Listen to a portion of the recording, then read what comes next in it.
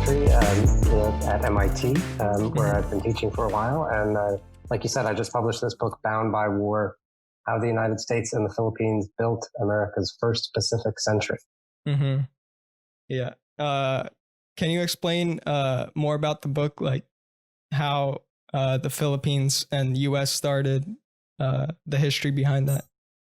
Yeah, so I mean, I got started on this book thinking it would be a small book, and it turned out to be a really big one because the United States and the Philippines have been connected for over a century, and that's what I wanted to show, and to show it for people who know it well, right, including hundreds of thousands of Filipino Americans, but also for people who just don't know this history or never learned it in school. Mm-hmm.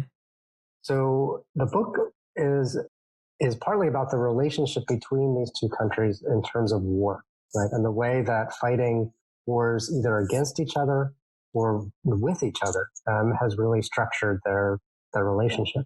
Mm-hmm. And it also has a big impact on military service, right? That Filipinos have been serving in the U.S. Armed Forces for decades, right? Yeah. And that history is something I really wanted to tell. Sure. Yeah. The history of the U.S. and Philippines is often overlooked. Like I was in AP U.S. history in high school, and we really didn't discuss it that much in that class. And now you've written a book about it, and I hope people will learn more about the history.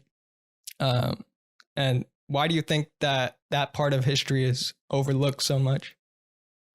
Well, I think, there's a couple ways to answer that question, right? Like in one hand, it's overlooked. And I think that's the fault of teachers and officials and other people who don't treat it as important.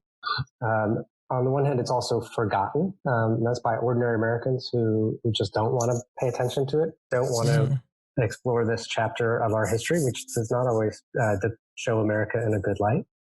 But I also think it's also hidden in plain sight, is the way I describe it, right? That in fact, actually, a lot of people do know that these two countries are connected. They have close family relationships. They've got political connections. And I think I want to just kind of weave that back into American history. Yeah, because you tell in the book how it's mostly a one-sided relationship between the U.S. and the Philippines, with the U.S. having the power during most of it, and it's left some of the people, like Philippine people, at having a bad reputation with the U.S., right? So certainly the United States exercised more power in that relationship. It was it's not a even partnership, right? For sure. I try to document different ways in which that plays out, both in the Philippines, but also in the United States, right, as Filipinos migrated to America. I think there's also ways in which Filipinos challenged that discrimination, right, and sort of fought for equality, kind of demanded their rights, and kind of putting that part of the story in there too.